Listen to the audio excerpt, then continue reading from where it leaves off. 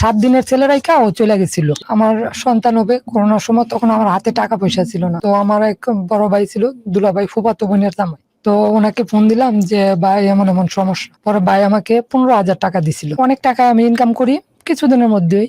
আবার আমার ভাইও অনেক টাকা দেয়। দুলাভাই বললাম, উনি 2 লাখ টাকা আমাকে দেয় যে তুই ভালোভাবে ব্যবসা কর, বড় করে দোকান কর।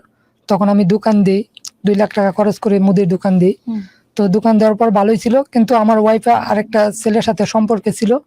7 দিনের ছেলে রাইখা ও চলে গেছিল। চলে যাওয়ার পরে কিছুদিন পরে, মানে 7 দিন পরে, আবার ওর ফ্যামিলি থেকে, আমি সংক্ষেপে বলতেছি, সংক্ষেপেই বলেন, টাইম নেই আমাদের। পরে ওদের ফ্যামিলি থেকে বলা হয়েছে যে আনার জন্য, মানে ওদের ফ্যামিলি থেকে আবার নিয়ে আসে বলে যে এরকম বলার কখনো করবে না, যা করছে করছে। পরে অনেক কিছু হওয়ার পরে মাইনা নিছি সবকিছু। কারণ মাইনা নিছি একটাই কারণে, যে ছেলে হয়ে গেছে, এখন যা ভুল করার তা আগেই করছি। এখন আর এগুলা ভাববে কি হবে? আর ফ্যামিলির উপরও কিছু বলতে পারি না, কারণ ফ্যামিলি নিজ ইচ্ছাকৃত ভাবে বিয়ে শাদী করাই নাই, নিজের বিয়ে নিজেই করছি। তো কারোর কি বলবো? তো নিজে যত কষ্ট মাইনে নিতাম। কিছুদিন যাওয়ার পর মানে ওর সাথে আর মানে মিলতেছি না সংসার করা, মানে যাই ঝামেলা একটা পর একটা সৃষ্টি হইতেছে। তখন মানে ও যখন আরেকটা ছেলের সাথে কথা বলতো আমি জানতাম না। তখন যখন মানে ও আমার ফোন দিয়ে কথা বলতো, যখন জানতে পারি তখন আমি মানে ওকে ডিভোর্স দিয়ে দিব, এরকম সিদ্ধান্ত নিছি। নেওয়ার পরে আমি মানে মোবাইল থেকে মানে ওকে একটা খালি স্ট্যাম্প নিয়ে বলি যে ওকে সিগনেচার করতে। খালি স্ট্যাম্প নিয়ে ওকে বলি যে আমি একটা ব্যবসার কাজে টাকা আনবো, তো তোমার সিগনেচার লাগবে, ওরকম বলি। মেয়েটা সিগনেচার করবে, আমার ওয়াইফ সিগনেচার করতে যাবে, ওই সময় আমার আব্বা চলে আসে ঘরের ভিতর। চলে আসে বলে আমার ওয়াইফ একটা গালি দিয়ে বলতেছে যে তুই কিসে সিগনেচার করতেছ, যে তুই যা সিগনেচার করছো এটা তো তোরা রাখবো না, এরকম। তো এটা বলার পরে মানে আব্বা আমার আবার দাও নিয়ে বেরোইছে যে তোরা রাখবো না, তুই এরকম করাস, তোরা রাখবো না, এটা বলতেছে। তখন আমি ও বাসা থেকে রাগ করে বেরিয়ে গেছি, সাথে সাথে বেরিয়ে ঢাকায় চলে আসছি। ওই দিনই ঢাকায় চলে আসছি। তো আমার ওয়াইফও আবার মানে ওদের বাড়িতে চলে গেছে ছেলে নিয়ে। তো এভাবে প্রায় 1-1.5 বছর মানে ওদের সাথে আমার কোনো যোগাযোগ ছিল না, আমার ওয়াইফের সাথে বা কারোর সাথে আমার যোগাযোগ ছিল না। আমি ছেলের সাথে যোগাযোগ করার চেষ্টা করছি সবার কাছ দিয়েই, মানে ওদের আত্মীয় স্বজন, কিন্তু যার সাথে দিয়ে আমি যোগাযোগ করি ওকে মানে অনেক কিছু বলে যে আমার সাথে যাতে কোনো কন্ট্যাক্ট না করে বা এরকম বলে, আমার কোনো যোগাযোগ দিবে না। কিন্তু আমার ফ্যামিলি মানে মাঝে মধ্যে যায়, কথা বলে সবার সাথে। প্রায় এমনি ওদের যদি আসতে বলে আর আসবে না, আমার ফ্যামিলি থেকে অনেকবার লোক পাঠাইছি, মানে ও আসবে না। মানে আপনি আপনার জায়গা থেকে সম্ভবত চেষ্টা করছি, ওকে অনেক ফোন দিয়ে বুঝাইছি যে যা হয়েছে এখন চলে আসো, কিন্তু ও আসবে না।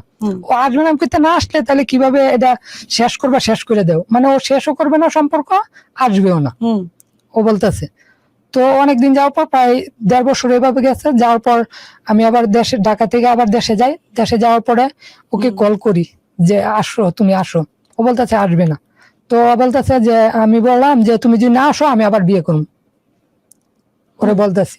আমার ফ্যামিলি থেকে আব্বু রেডিও আমি বলাইছি, আমার আব্বু নিজে ফোন দিয়ে বলছে যে তুমি আসো, না আসলে আমরা সন্তানকে আবার বিয়ে করাম। বলতেছে যে আচ্ছা ঠিক আছে, বিয়ে করায় ফেলে। তো তারপর আমি আবার ওই একটা মেয়ের সাথে কথা বলতাম, ওই মেয়ের সাথে মানে পরিচিত ছিল, মানে তুই মোটামুটি একটা অল্টারনেটিভ রাখতেছি, একজনের সাথে কথা আরেকজনের সাথে। হ্যাঁ কথা বলতে, যাতে করে এখানে প্লাস লাগলে যেন আর জায়গায় হাত ধরে ফেলতে পারিস। হ্যাঁ পরে আমি মানে ওই মেয়ের সাথে কথা বলতাম, ওই মেয়ের সাথে মানে ওই মেয়েকে বিয়ে করি আবার, মানে ফ্যামিলিগত ভাবে বিয়ে করি। আমার আম্মু জানতো, বিয়ে দুইটা হলো আর প্রেম ছিল একটা আগে। হ্যাঁ, এবং ওই আগের বউটাকে কিন্তু সে ডিভোর্স দেয় নাই, তার সাথে কিন্তু তার ডিভোর্স হয়নি। তারপর দুইটা বিয়ে হলো। কয় বছর বয়স ওই পর্যন্ত? তখন আমার বয়স ছিল 24 বছর। 24 পর্যন্ত দুইটা বিয়ে, আগে হচ্ছে আর একটা প্রেম, তাই না? আর এদিক ওদিক তো ফুসকি মারছছি। ওকে, তারপর বিয়ে করলাম। বিয়ে করার পর পঙ্কজ কুমার রয় লিখেছেন সব হলো ওই মেয়েটার অভিশাপ। আগে শুনি আমরা। এরপর মানে বিয়ে করলাম। বিয়ের পর মানে আমার ফ্যামিলি থেকে এমনিতে তো মানে ওকেও সবাই সাপোর্ট করতো। কিছুদিন সাপোর্ট করার পর মানে ওর সাথে মিল হয় না, তখন আবার মানে ওই মেয়েটা ভালো হয়ে গেছে, আমার আগের ওয়েবটা ওদের কাছে ভালো হয়ে গেছে। ও কিন্তু আমি যে দ্বিতীয় বিয়ে করি, ও কিন্তু মানে ও জানতো না যে আমার সন্তান আছে, বউ আছে। আপনি ওকে মিথ্যা কথা বলেছেন? হ্যাঁ, কিন্তু জানতো না। কিন্তু মানে ওকে বিয়ের পর ও জানছে, জানার পরে ও সবকিছু মাইনে নিছে বা এরকম। মমিন শাকিল লিখেছেন ছোট্ট একটা জীবনে অনেক কিছু করে ফেলছে শালামিন। পরে মাইনা নিছে, মাইনা নেওয়ার পরে মানে ওকে নিয়ে ভালোই আসছিলাম। ভালো থাকা অবস্থায় মানে ফ্যামিলিতে গেছি, ফ্যামিলিতে সবার সাথেই থাকতো, কিন্তু থাকার পর আমার ছোট বোন আছে, ছোট বোন মানে একটা অন্যায় করছে, করার পরে আমার মানে ওয়াইফ, সেকেন্ড ওয়াইফ মানে বইলা ফেলছে যে উচিত কথা, এরকম একটা কথা বইলা ফেলছে যে তুমি ভুল করছো দেখি তো মানুষ তোমার নামে বিচার দেয়। তো এটা বলার পরে মানে আমি আবার আমার ওয়াইফকে গিয়ে সাথে সাথে আম্মুর সামনে আমি থাপ্পড় মারছি যে যাই হোক আমার ফ্যামিলিতে তুমি বলার কে, এটা আমরা বুঝবো। এটা বলার পরেও মানে আমার আম্মুর কথা হলো যে আমার ছোট বোনের কেন কথা বলবে আমার ওয়াইফ, আমি শাসন করছি সাথে সাথে, এরপরও হয় নাই, মানে আমার আম্মুরও হয় নাই। তো এরপর থেকে আমার মানে সেকেন্ড ওয়াইফের সাথে মানে মিলে না, হয় না, জমতেছে না। হ্যাঁ তখন সেকেন্ড ওয়াইফের সাথে মিলে না, আমার আগের ওয়াইফের সাথে মিলে, ওদের সাথে কন্টাক্ট করে, যোগাযোগ করে বা সবসময় কথা বলে যে আসার জন্য।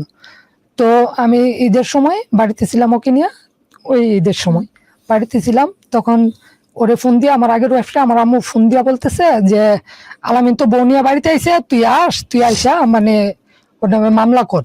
সুজন সিংহ লিখেছেন শেষ মুহূর্তে অনেক কষ্টে ভুগতে হবে আলামিনকে।